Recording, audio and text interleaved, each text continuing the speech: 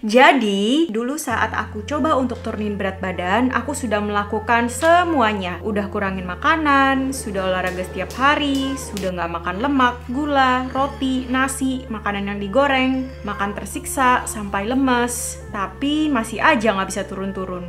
Kalau turun juga, dia stop, terus berhenti. Rasanya pengen marah, udah sampai begini, masa nggak turun-turun? Hai, welcome back to this channel. Kalau kalian pernah mengalami ini, kalian nggak sendiri nih menjalani proses yang tiada ada akhirnya. Nah, di video kali ini aku akan sharing kesalahan yang biasanya kita lakukan tanpa kita sadari, tapi dapat menghambat proses penurunan berat badan kita. Jadi, siap-siap yuk untuk tahu realitanya.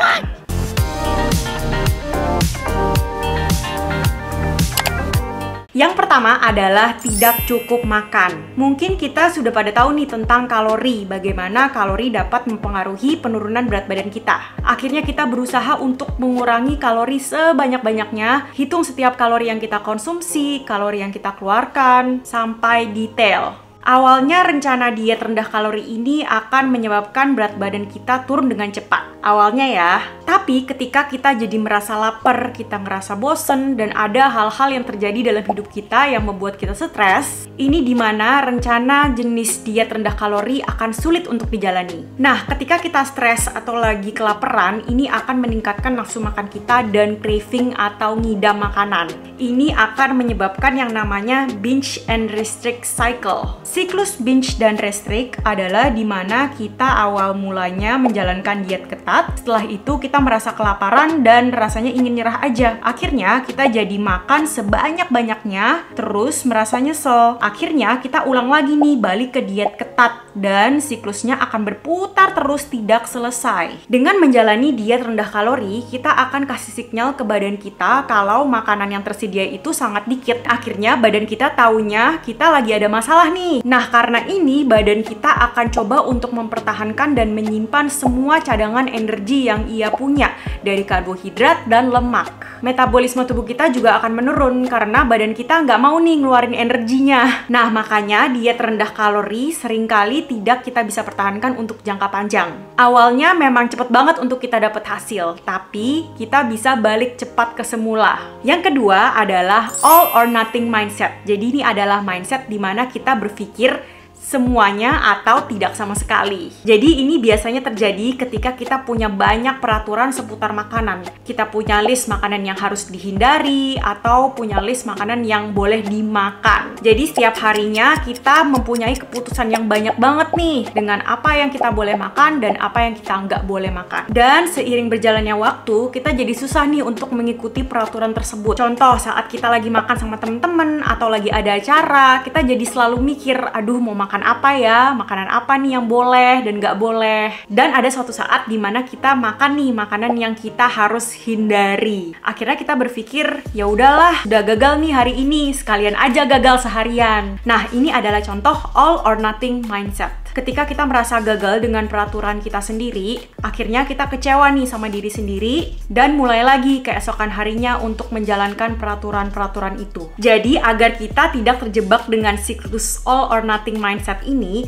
coba kita refleksi diri. Kenapa sih kita bisa berpikiran seperti itu? Apakah kita mau merelakan kehidupan sehari-hari kita dengan mindset dan pola makan seperti itu? Yang ketiga adalah menghindari banyak kelompok makanan. Dan banyak sekali jenis diet yang mengharuskan kita untuk menghindari kelompok makanan, seperti menghindari karbohidrat, menghindari lemak, dan sebagainya. Ini akan membuat tubuh kita kekurangan asupan nutrisi. Tubuh kita akan jadi lebih craving atau ngidam makanan-makanan. Mood kita juga akan naik turun. Jadi sebaiknya sesuaikan jenis makanannya dengan kondisi kesehatan kita masing-masing. Contohnya, kalau misalnya kita udah didiagnosa nih, kalau kita punya diabetes, hipertensi, memang ada beberapa makanan yang kita harus hindari dulu nih untuk menangani masalah kesehatan itu. Kalau misalnya kita nggak ada masalah kesehatan yang didiagnosa secara klinis, kita nggak perlu menghindari kelompok makanan tersebut. Yang keempat adalah berpikir kalau olahraga itu adalah segalanya. Pastinya olahraga banyak manfaatnya ya, dari meningkatkan metabolisme kita, menjaga kesehatan tulang dan otot,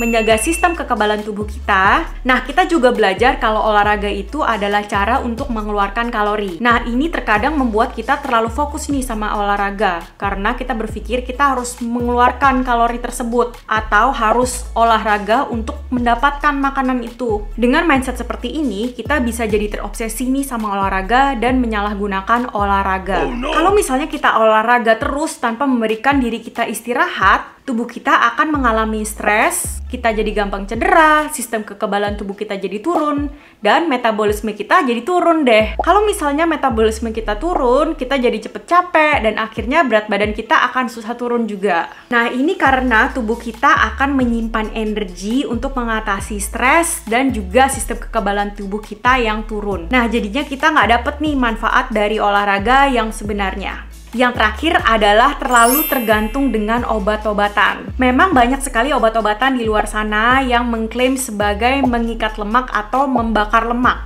Ada juga meal replacement drink yang dapat menggantikan makanan sehari-hari. Jadi semua obat-obatan dan minuman seperti ini ada kegunaannya masing-masing, tapi ada efek sampingnya juga. Untuk obat-obatan yang ngeklaim dapat membakar lemak atau mengikat lemak, sebaiknya kita konsultasikan dulu ke ahlinya atau ke dokter kita, apakah kita benar-benar butuh nih obat-obatan seperti itu. Karena dengan kita tergantung dengan obat-obatan seperti ini, kita jadi bisa menyalahgunakan dan akhirnya malah berdampak buruk deh ke tubuh kita. Dan belum tentu juga kita butuh nih obat-obatan seperti ini.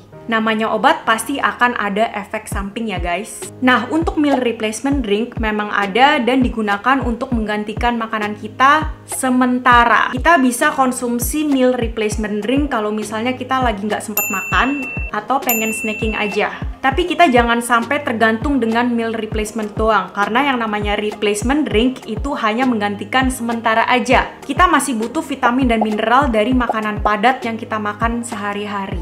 Untuk penjelasan lebih detail mengenai obat-obatan atau suplemen untuk menurunkan berat badan, akan aku share di video yang terpisah ya. Semoga sharing ini bermanfaat dan boleh banget nih videonya di-share ke teman-teman, ke keluarga, ke tetangga, atau ke siapapun yang kalian kenal agar kita bisa bantu mereka juga nih. Dan juga subscribe agar keluarga di channel kita ini lebih besar dan kita bisa sharing-sharing terus. Sampai ketemu di video selanjutnya. Bye-bye. Thank you ya.